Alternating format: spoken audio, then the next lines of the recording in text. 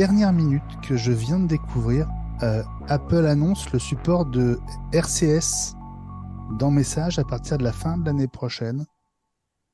Donc Ouh. RCS, c'est le format de messagerie instantanée défendu par Google. Et la déclaration du porte-parole d'Apple est la suivante.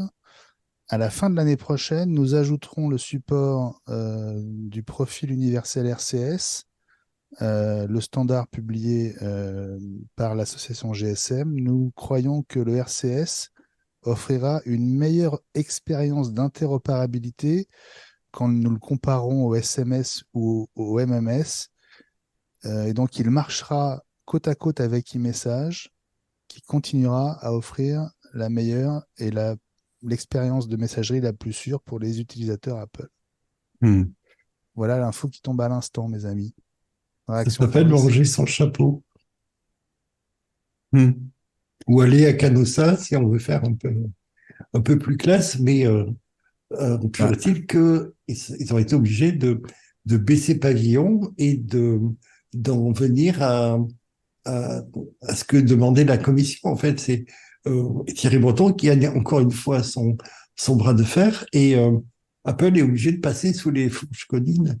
Ça va, vous avez assez d'image euh, pour de la commission et de Google surtout pour pouvoir continuer à faire son petit business. Ce que j'ai lu, c'est que Google avait quand même un œil sur ce qui rentrait, c'est-à-dire sur l'utilisation des téléphones, quand est-ce qu'ils appelaient, dans quelles conditions, etc. Donc, euh, j'ai un petit peu peur pour la collecte de ces données personnelles.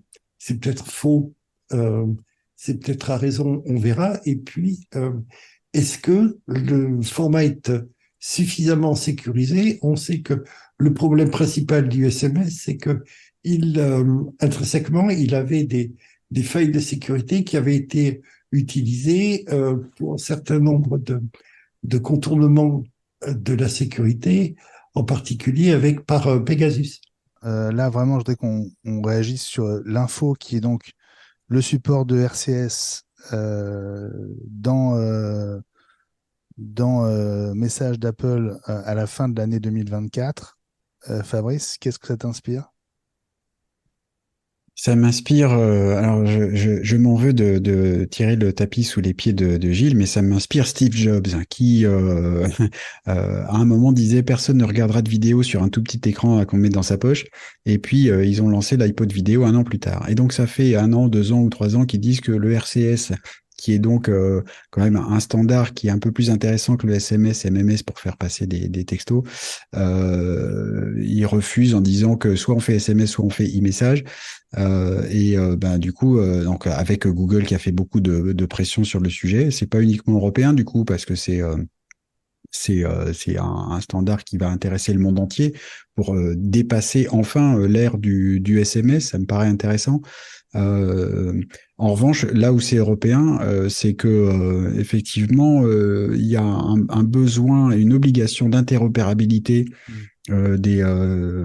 des services de messagerie entre eux. Et je pense que c'est un moyen pour Apple de dire, bah, vous voyez, l'application message qu'on a sur nos iPhones est capable d'interopérer avec les autres via RCS, qui va normalement, maintenant qu'Apple est rentré dans le jeu, devenir un standard mondial.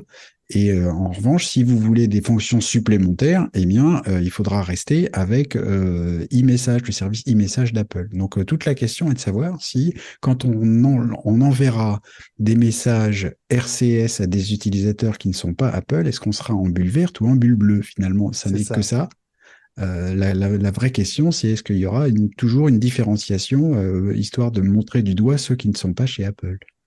probablement. J'imagine. Mais en tout cas, stratégiquement, qu'est-ce que ça va avoir comme conséquence?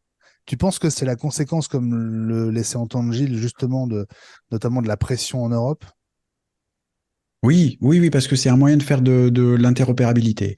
On peut pas imaginer que enfin, depuis le temps que Apple, en gros, refuse de rendre e-message compatible, enfin, disponible sur les appareils Android, on peut pas imaginer qu'ils ouvrent ce service-là à autre chose. C'est un facteur différenciant pour Apple, enfin, énormément aux États-Unis. Hein. On sait, j'ai entendu il y a pas très longtemps, il y a 70% des ados aux États-Unis qui ont un iPhone. Donc, c'est vraiment un facteur différenciateur très, très, très important. En revanche, l'interopérabilité améliorée ou telle qu'elle est demandée par l'Europe entre les différentes plateformes de messagerie, je pense que ça va passer. Maintenant que Apple est dans le jeu, ça va passer par le RCS et on devrait. Ce serait pas étonnant que du coup deviennent compatibles Telegram et WhatsApp et les autres et que ce soit le le fil commun, en fait. Parce que une des choses qui empêchait ça pour le SMS, c'est que le SMS, ça passe forcément par l'opérateur téléphonique, alors que toutes les autres, que ce soit WhatsApp, Telegram, Signal et les autres, ça passe par Internet. Et les messages RCS, pardon, peuvent passer par Internet aussi. On n'est plus obligé de passer par l'opérateur téléphonique. Donc, ça me paraît très bien parti pour que ce soit le point commun de toutes les applications de messagerie.